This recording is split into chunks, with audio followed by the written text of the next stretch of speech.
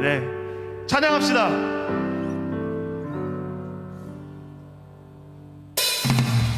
모든 것을 할 수 있네. 나의 힘 대신 능력의 주로 인해 Nothing is impossible. 강한 성 무너지고 눈 먼저 흔들며 믿음 안에 살 때 Nothing is impossible.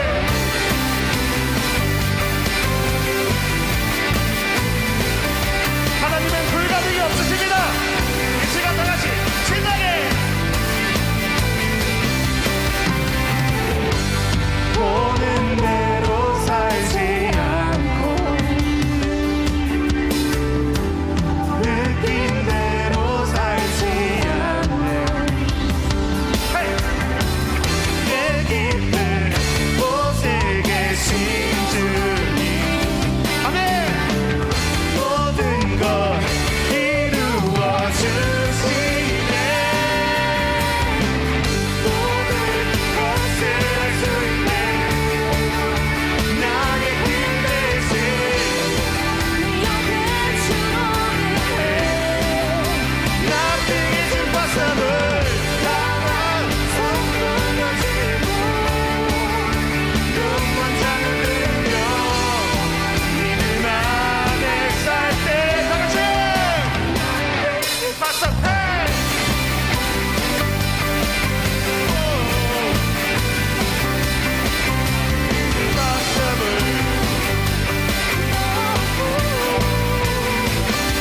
다시 한번. 보는 대로 살지 않고 우리 어떻게 살아야 됩니까? 느낀 대로 살지 않는 내 깊은 곳에 계신 주 믿습니까? 모든 것 이루어 주시네. 모든 것을 할 수 있네. 나의 힘 대신 능력의 주로 인해 Nothing is impossible. 강한 성 무너지고 눈만 잠들며 Nothing is impossible. 우리 지금 조금 이렇게 몸이 굳어 있는 것 같아요. 다 같이 이렇게 뛰어볼까요? 뭔지 알죠? 이렇게 I believe, I believe, I believe, I believe, I believe in you. I believe, I believe, I believe, I believe. 목소리로만 I believe, I believe, I believe, I believe, I believe. 목소리만 해봅시다. I believe, I believe. 이게 무슨 뜻이죠? 난 믿습니다. 주님이 불가능 없다는 걸 믿습니다. 한번 더. I believe, I believe, I believe, I believe, I believe. Whoa. I believe, I believe,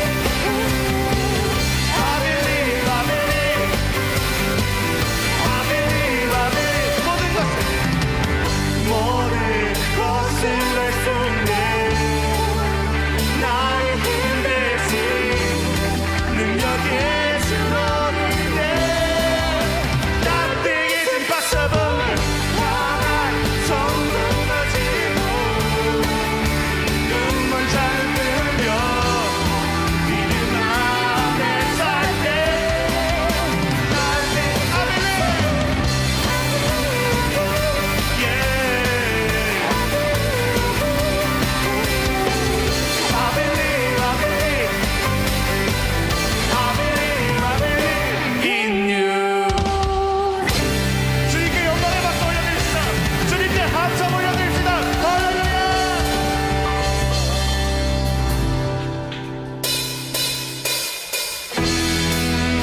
이 시간 이곳에 임하신 우리 하나님 누구 거예요? 우리의 하나님입니다.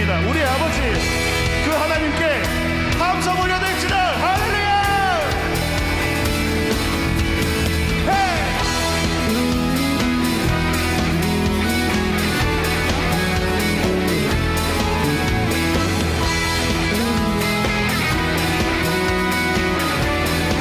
큰 소리로 찬양합시다. 좋으신 하나님 인자와 자비 영원히. 인정하십니까? 좋으신 하나님 인자와 자비 영원히. 다시 한번 좋으신 하나님 인자와 자비 영원히. 좋으신 하나님 인자와 자비 영원히. 강나라 족속과 백성만은 세상 모든 세대 영원토록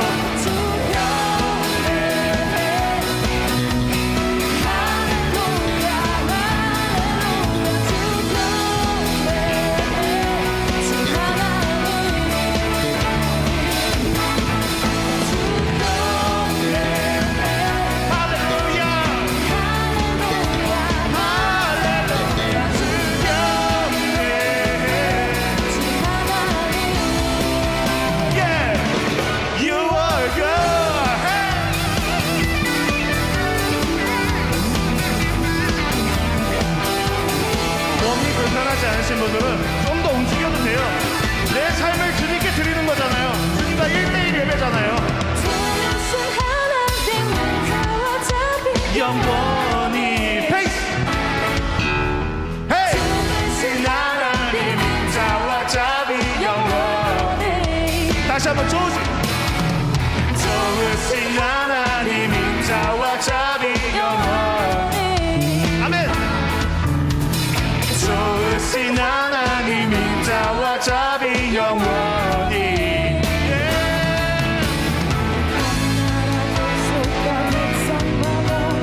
세상 모든 세대 영원토록.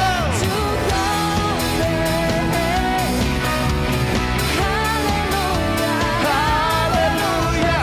영원해 주 하나님.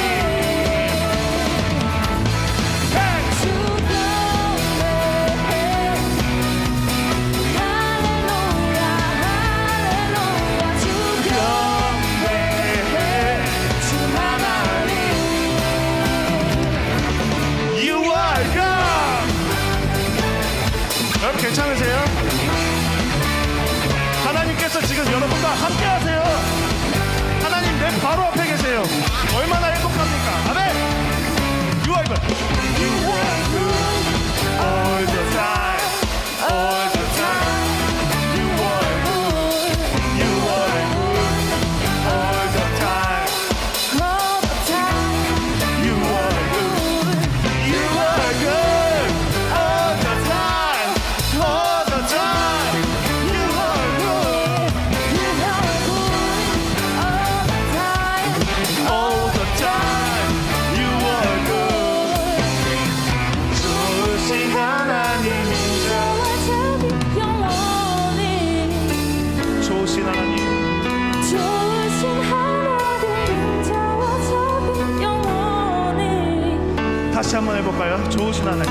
좋으신 하나님. 인자와 자비 영원히. 좋으신 하나님. 좋으신 하나님 인자와 자비 영원히. 강나라 족속과 백성마을 세상 모든 세대 원투 쓰리 할렐루야 할렐루야 주 영원해 주 하나님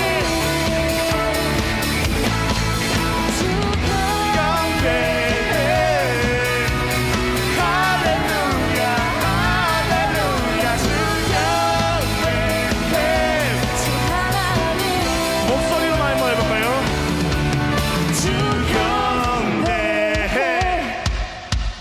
할렐루야 할렐루야 주 영원해 주 하나님. 자 잠깐만 킥만 줘보세요. 자 주 영원해 잠깐만요. 자, 우리 뭔지 알죠? 지금 내가 하고 있는 게 뭐예요? 누가 봐도 찬양하는 사람이에요. 그죠? 제가 여기서 보잖아요. 누가 봐도 찬양하는 사람 같진 않아요. 우리 누가 봐도 찬양하는 사람으로 이 자리에 부른 거 아니에요? 누가 봐도 하나님을 찬양하는 사람 같지 않아요? 그렇게 되고 싶지 않아요? 이 짧은 시간 동안 하나님을 가장 가깝게 만날 수 있는 이 시간, 우리 이따가 한 번 더 찬양할 텐데 그때 한 번 더 하나님 앞에 보여줘 봅시다. 진짜 찬양하는 게 뭔지 한번 보여줍시다. 자, 주경배해, 주경배해, 할렐루야 할렐루야, 주경배해 주 하나님. 자, 호흡 가다듬고 주경배해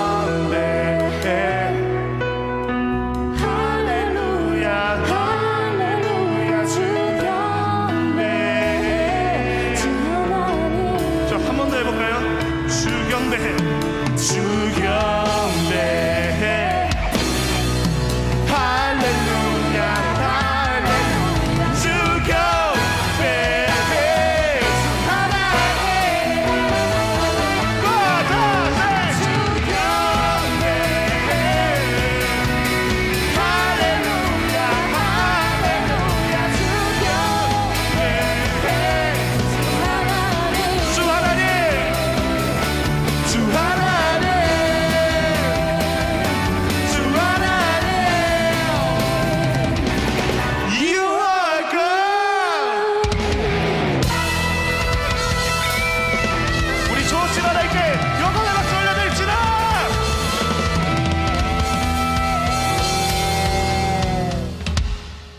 할렐루야.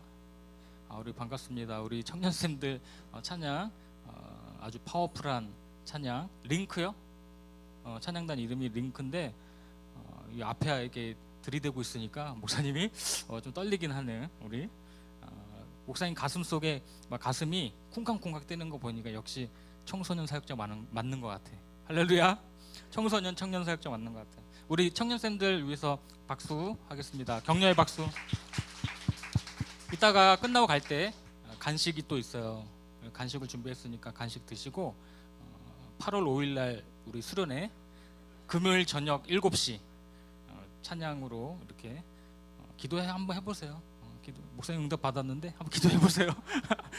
자, 오늘은 룻기 2장을 나갈 거예요. 룻기 2장. 하나님 은혜가 넘치기를 축복합니다. 오늘 말씀은 다 보진 않고 우연과 마침이라는 키워드를 가지고 한번 나눠볼까 합니다. 자, 오늘 이제 2장에 들어가니까 누가 나오죠? 우리 룻기의 주인공, 남자 주인공 보아스의 이름이 처음 등장하죠. 1절을 한번 보세요.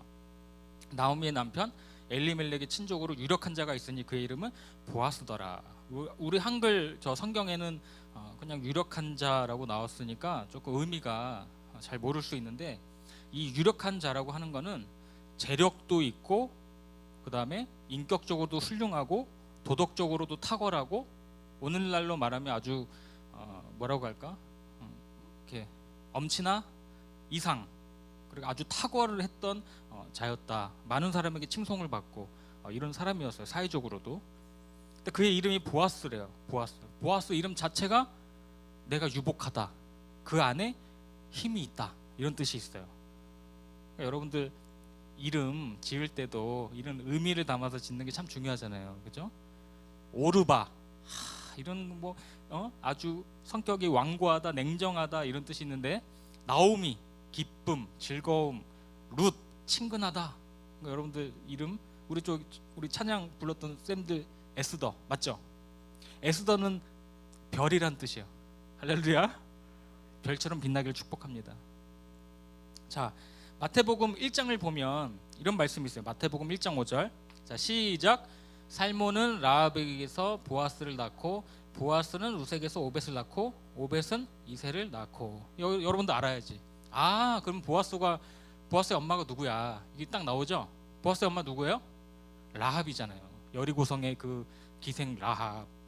그리고 살몬 사이에서 태어난 자녀였다. 이 살몬이라는 자도 어떤 학자들은 숨겨주었던, 그 사람이 아니었을까 이렇게 생각을 합니다. 그 정탐꾼 중에 한 명이었다 그렇게 얘기를 하는 학자들이 있어요. 그러니까 보세요. 하나님은 이 라합을 통해서 복을 주셔가지고 그 후손을 통해서 다윗 왕과 메시아가 나오는 놀라운 복을 주신 것이죠. 그러니까 우리 하나님의 생각은, 우리 하나님의 지혜는, 하나님의 수는 우리가 다 헤아릴 수가 없어요. 한치의 오차도 없으신 전지전능하신 하나님 믿습니까? 자, 이사야 55장 9절. 자, 시작. 이는 하늘이 땅보다 높음같이 내 길은 너희의 길보다 높으며 내 생각은 너희의 생각보다 높음이니라. 자, 시편. 그가 별들의 수요를 세시고 그것들을 다 이름대로 부르시는도다. 우리 주는 위대하시며 능력이 많으시며 그의 지혜가 무궁하시도다. 아멘. 기생이면서 이방 여인이었던 이 라합과 모압 출신의 룻을 선택하셔가지고 메시아를 이 땅에 오게 하신 하나님의 의도는 무엇일까? 그건 뭐예요? 예수님은 죄인을 구하기 위해 이 땅에 오셨고, 그리고 이 예수의 복음은 유대인과 이방인과 남녀를 차별하지 않는다는 사실을 우리에게 보여주고 있는 것이죠. 그래서 여러분, 목사님이 얘기했지만 내가 태생적으로도 비주류다, 흑수저다 상관이 없는 거예요. 예수 안에는 차별이 없어요. 할렐루야. 우리가 역대상 4장 9절 10절에 나오는 그 야베스도, 야베스의 이름의 뜻이 뭐야? 고통스럽게 낳았다잖아요. 어머니가 해산할 때 이름을 그냥 야베스라고 지은 거야. 너무나 고통스럽고 얘는 안 될 놈이고 태생적으로도 한계가 있고 흑수저다. 그 이름을 가지고 태어났지만 그 야베스는 그 형제보다 존귀한 자다. 그렇게 성경이 얘기해주고 있어요. 그런 하나님을 나의 아버지로 꼭 영접하고 믿기를 축복합니다. 자, 2절을 보세요. 자, 2절. 자, 시작. 모압 여인 룻이 나오미에게 이르되 원하건대 내가 밭으로 가서 내가 누구에게 은혜를 입으면 그를 따라서 이삭을 죽겠나이다 하니 나오미가 그에게 이르되 내 따라 갈지어다 하매. 이게 우리나라 성경이 한눈에 안 들어와서 목사님이 새 번역으로 한번, 자, 새 번역도 한번 띄워주세요. 어느 날 모압 여인 룻이 나오미에게 말하였다. 밭에 나가볼까 합니다. 혹시 나에게 잘 대하여 주는 사람을 만나면 그를 따라다니면서 떨어진 이삭을 줄까 합니다. 나오미가 룻에게 대답하였다. 그래, 나가보아라. 이런 뜻이에요. 그러니까 당시 여러분들 이스라엘 사회상을 알아야 되는데 레위기 19장 말씀과 신명기 24장 말씀에 보면 한번 띄워주시고요. 우리가 읽지는 않을 건데 눈으로 한번 보세요.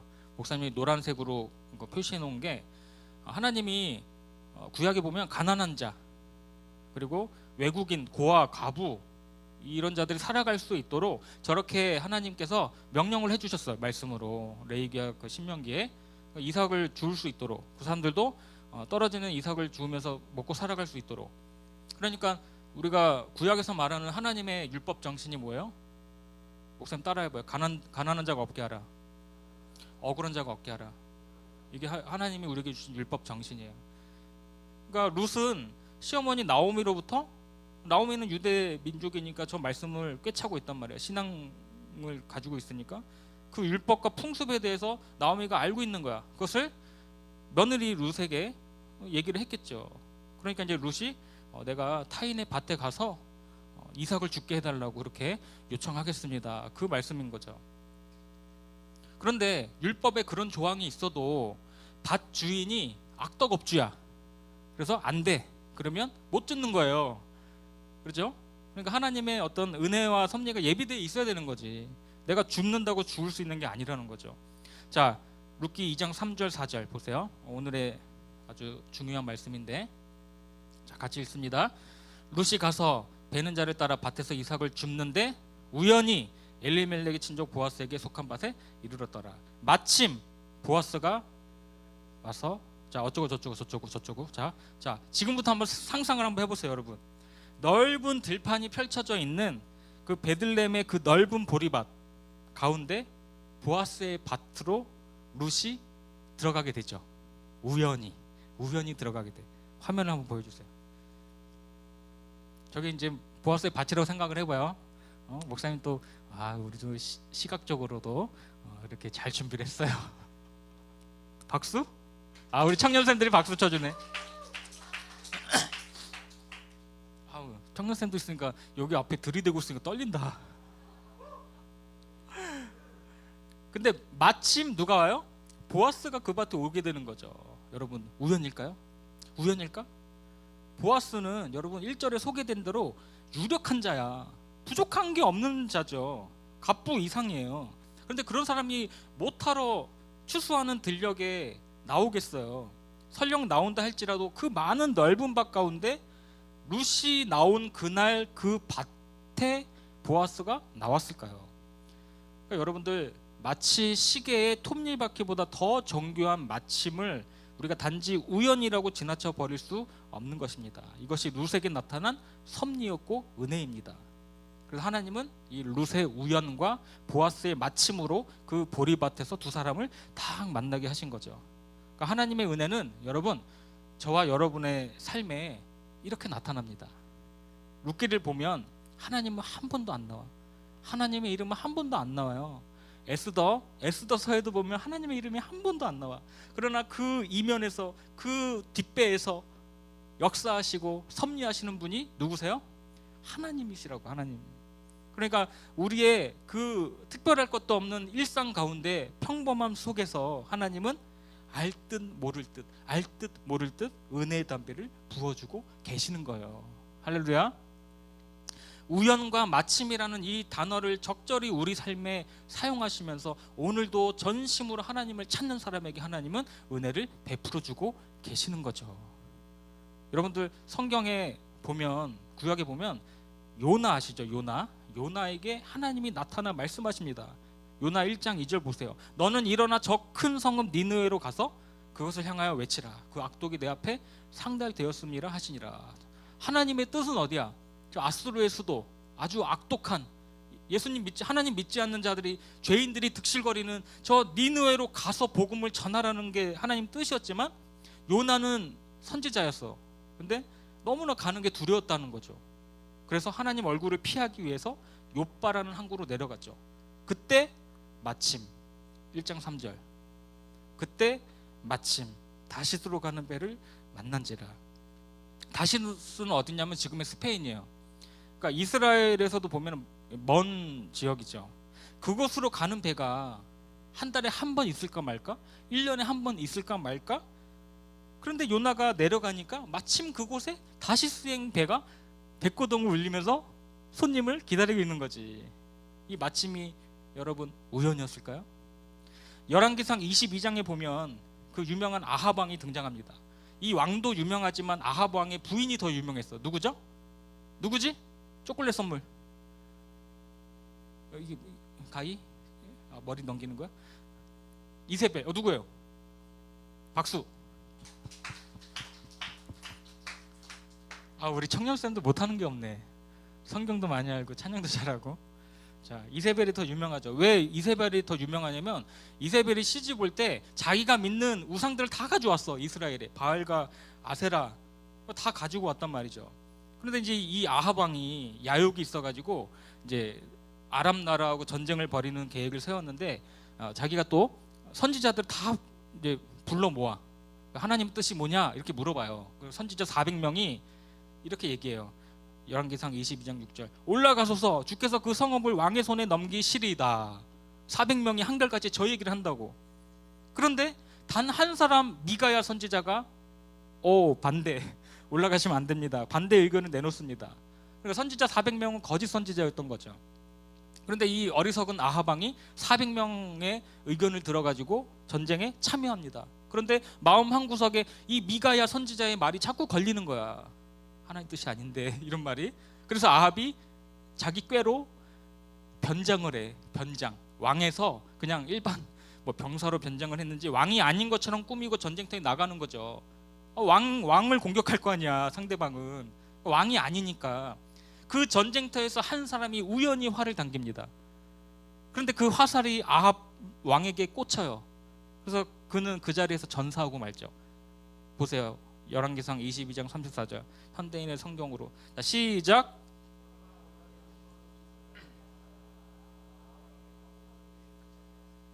이것이 여러분들 우연일까요? 저녁 무렵에 아브라함이 그의 집에서 나그네를 만나요. 그래서 아브라함 마음속에 길 가는 나그네를 잘 대접하라고 했지 하면서 버선발로 뛰어나와가지고 뭐 음식을 극진히 대접을 합니다. 그래서 그 사람들이 아브라함을 축복해줘요. 창세기 18장 10절. 자, 시작. 그가 이르시되 내년 이맘때 내가 반드시 내게로 돌아오리니 내 아내 사라에게 아들이 있으리라 하시니 사라가 그 뒤 장막문에서 들었더라. 그들의 축복대로 이삭이 이듬해에 태어나게 되죠. 여러분들, 이것이 우연이었을까요?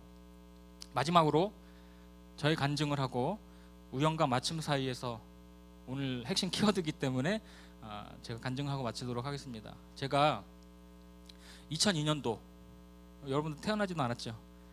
우리 고등부 태어나지도 않았어. 우리 청년생들은 몇 년생이에요? 2002년도 몇 살? 5살? 와, 2002년도에 한일 월드컵 당시에 목사님이 해병대 장교 후보생으로 입대를 하게 돼요. 그때가 이제 26살이었어요. 그러니까 저 같은 경우는 대학교 2학년 때 해병대 장학생으로 선발이 됐어요. 그래가지고 등록금을 이제 4학년 때까지 국비로 다 면제를 받고 4학년 졸업하자마자 이제 장교로 입대하게 되는 그런 코스를 밟게 되었죠. 그러니까 목사님이 제가 교만했어요. 제가 3학년 4학년 때 보니까 교만했던 것 같아. 나는 그때가 IMF 시절이었어요. 그래서 남들 다 대학교도 못 가고 부모님들 힘들게 버시고 그런 가운데 이제 국비로 다 면제를 받고 나는 이제 장교로 이제 취업을 할 수 있다.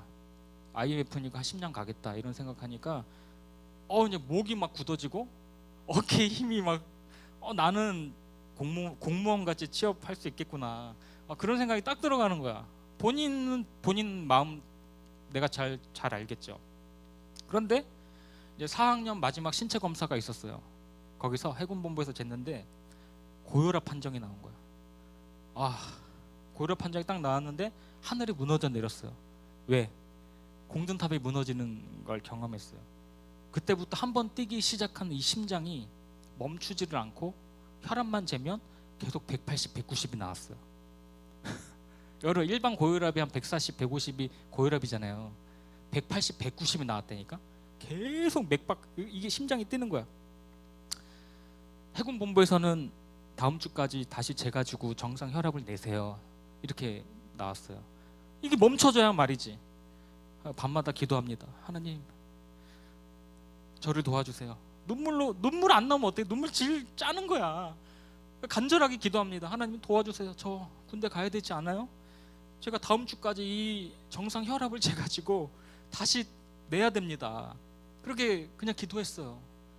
한 3, 4일 기도했던 것 같아요. 일주일 했나? 그렇게 하는데 다음 날 어느 날 저의 사촌 동생이 우연히 우리 집으로 찾아옵니다. 잘 안 와요. 잘 안 오던 친구야. 야, 너 어떻게 왔어? 그 질문에 그냥 형 보러 왔어 그러더라고. 그래서 그렇구나. 뭐 자 이따 가. 그런데 그때 번뜩 드는 생각이, 야, 형 대신 저기 동네 병원에 가서 혈압 좀 대신 재줄래? 이제 잔머리가 생기는 거야. 야, 너도 나랑 얼굴이 비슷하고 내가 두룡이니까 너는 성룡이잖아. 모를 거야. 그렇게 얘기를 했어요. 그 순진한 마음에. 그랬더니 알았어 형 하더니 집에 오자마자 나가는 거야. 그래서 거기가 시골이었는데 형 여기 있어. 130에 80 정상 진단서를 끊어온 거야. 그리고 자기는 호련히 또 떠나버려. 물론 진단서에는 김두룡이라는 이름으로 나와 있겠죠. 사촌 동생이니까 비슷해 저하고. 저는 그 진단서를 가지고 해군 본부에 제출을 하고 바로 해병대에 입대하게 됩니다. 거기까지 좋았어요. 어머니가, 야, 너 몸에 이상 있는 거 아니야? 너 심장에 이상 있는 거 아니야? 그 입대 전날에 분당에 있는 종합병원에 가가지고 누워가지고 심전도 검사 받고 24시간 혈압 알아요? 24시간 혈압기 허리에 딱 차고 30분마다 울려. 자다가도 막 깨고.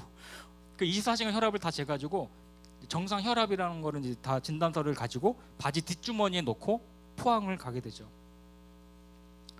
신체 검사가 있었던 그날 문제는 거기서 이제 발생하죠. 진짜 신체 검사는 우리 군대 갔다 온 청년들 알죠? 진짜 신체 검사가 있어. 옷 다 벗고 하는 신체 검사 알죠? 군대 갔다 왔어요? 네. 그게 진짜 신체 검사가 있거든. 다 통과했어. 다 통과했는데 혈압을 재는 곳에 도착해서 혈압을 쟀어. 160이 나오는 거야. 주님, 조금 안정을 취하라고 그래가지고 그때가 3월이니까 추웠다고 온풍기 앞에서 마음을 가다듬고 근데 심장은 계속 뛰는 거야. 계속. 지금 설교하는 지금도 뛰어. 지금도 트라우마 때문에. 다시 쟀어. 고혈압이야. 하나님 어떻게 하죠? 사면 초가입니다. 그때 제가 저 에어컨 같이 생긴 온풍기 앞에서 일생일대 기도를 드립니다. 하나님께. 하나님, 진짜 지푸라기라도 잡고 싶은 심정입니다. 저를 도와줄 사람 아무도 없습니다. 하나님, 저 여기 온다고 어제 교회에 많은 성도님들 앞에서 특송까지 부르고 이 산지를 내게 주소서 막 이렇게 부르고 인사 다 하고 목사님께 기도받고 왔는데 여기서 불합격해서 집에 가면 이등병으로 가게 되고 제가 받았던 등록금 다 뱉어내야 됩니다.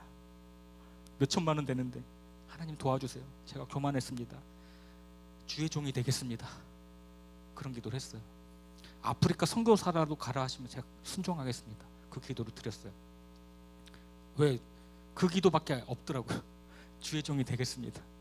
그 기도가 딱 끝나는데 내가 24시간 혈압 진단서를 갖고 온 게 있었지. 바지 뒷주머니에 가가지고 찾아옵니다.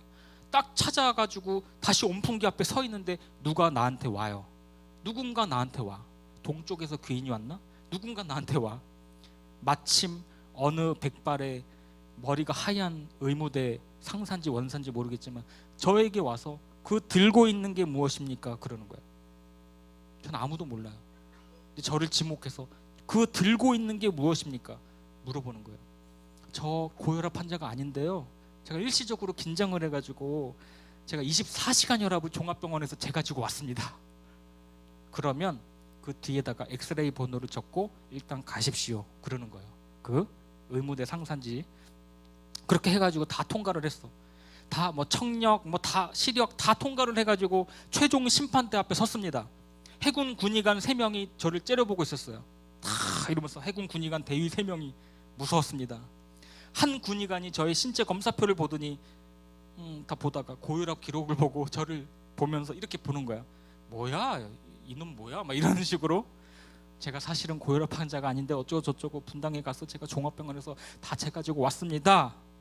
이렇게 얘기를 했어요.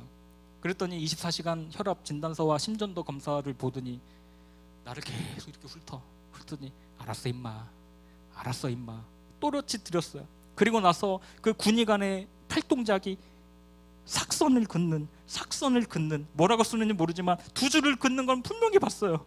거리가 멀었으니까. 우리 청년생들 앉아있는 그 거리였어. 이렇게 하는데 그날 저녁에 중대장이 내일 포항병원에서 정밀신검 대상자를 받을 사람을 호명하겠다. 우리 강당에 모여 있었거든요.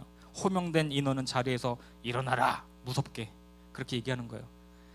저는 또 기도합니다. 하나님, 아까 그 군의관이 2줄 뭐라고 쓰는 것 같은데 하나님 제 이름 불리면 안 됩니다. 하나님 저 주의 종이 된다니까요. 저 주의 종이 되겠습니다. 하나님 저 엑스레이 번호 132번인데 하나님. 그때 중대장이 호명합니다. 129번. 이제 1번부터 왔겠지. 1번, 뭐 3번, 5번 이렇게 왔겠지. 129번, 131번, 134번. 할렐루야. 내가 미친놈 아니야? 막 혼자 할렐루야 이랬다니까. 속으로 했겠지. 속으로. 거기서 이렇게 하면 어떻게 해? 너 나와 엎드려 뻗쳐 할 거 아니야. 그렇게 입대를 하게 되었어요. 정말 그때 같이 신검 받았던 한 동기가 고혈압 판정이 되어가지고 1년간 유급을 당해요. 정말로. 나랑 같이 옆에 있었던 동기가. 그래서 제가 중이 달고 백령도에서 근무하고 있는데 필승 누가 그러는 거야. 근데 그 소위 달고 그 사람이 온 거야. 같이 받았던 친구가 필승하고 인사하는 거죠. 그때 고혈압으로 떨어진 동기가 온 거예요. 여러분, 지금 저의 이 간증이 우연이었을까요? 우연이었을까요? 여러분, 세상에 결코 우연은 없습니다. 할렐루야. 마침도 없어요. 모든 사건 속에는 하나님의 세밀하신 손길만 있을 뿐입니다. 하나님의 은혜는 여러분 초자연적으로 나타나는 것이 아니라 그럴 때도 있지만 때로는 우리 삶의 현장에서 보일 듯 말 듯 그러면서도 무척 자연스럽게 나타나는 것이죠. 하나님이 여러분에게 분명 은혜를 주시리라는 믿음으로 여러분이 나아가면 우리가 가는 곳이 어디든 그곳이 바로 은혜의 장소가 되는 거예요. 할렐루야. 우리가 만나는 사람마다 꼴보기 싫은 사람 많고 정말 내가 싫은 사람 많지만 우리에게 그 사람이 우리가 은혜로 나아가면 그 사람이 은혜의 사람이 되는 거예요. 우리가 일하는 현장이 은혜의 현장이 되는 것이죠.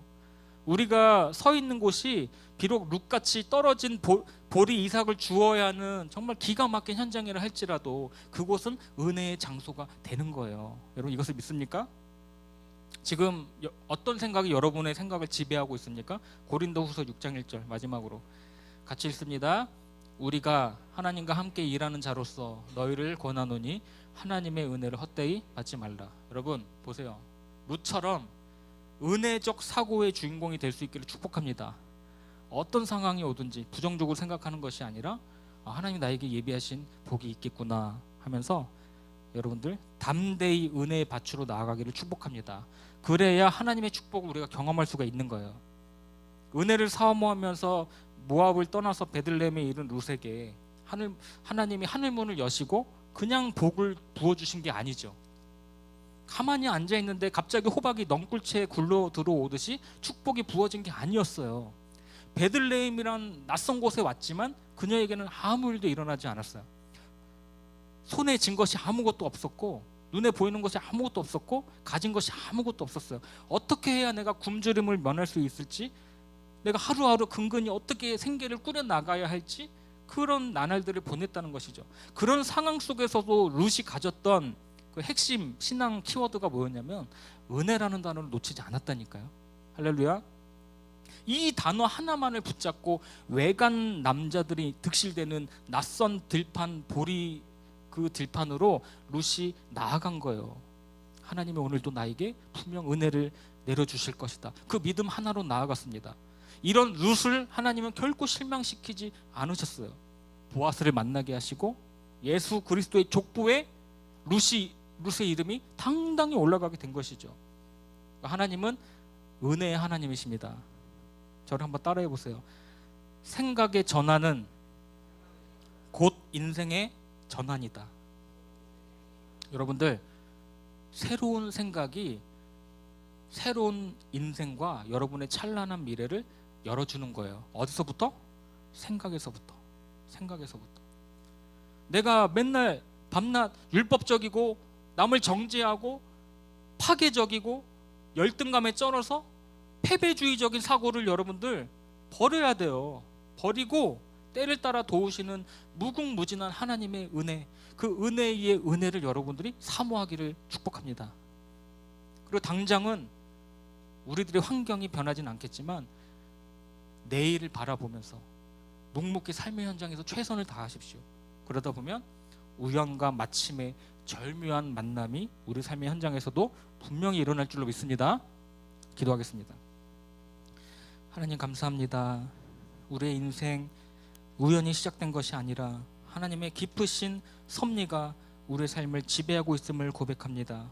참새 한 마리도 주님의 명령 없이는 땅에 떨어지지 않사오니 우리 인생 가운데 일어나는 수많은 일들이 우리에게 의미가 있고 가치가 있음을 알게 하시고 최선을 다해서 묵묵히 우리에게 주어진 사명들을 잘 감당해 나가는 우리 모두가 되게 하여 주시옵소서.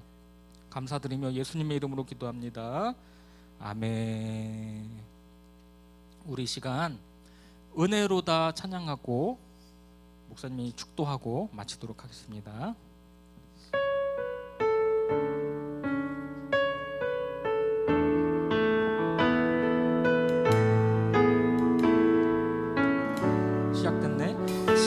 시작됐네.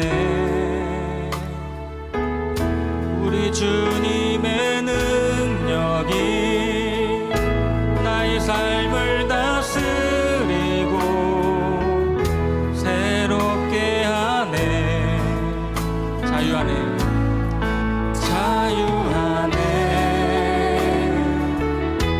죄와 사망으로부터 나의 삶은 변하구나. 충만하네. 은혜로다.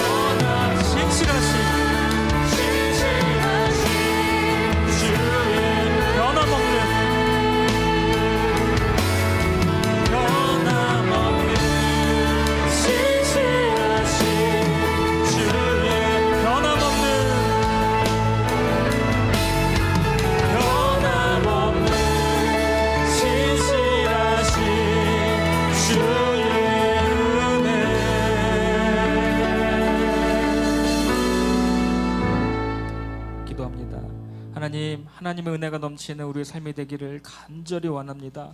은혜 위에 은혜, 하나님의 흘러 넘치는 은혜, 한량 없으지 주님의 은혜 안에 거하며 살아가는 우리 모두가 될 수 있도록 주님 인도하여 주시옵소서.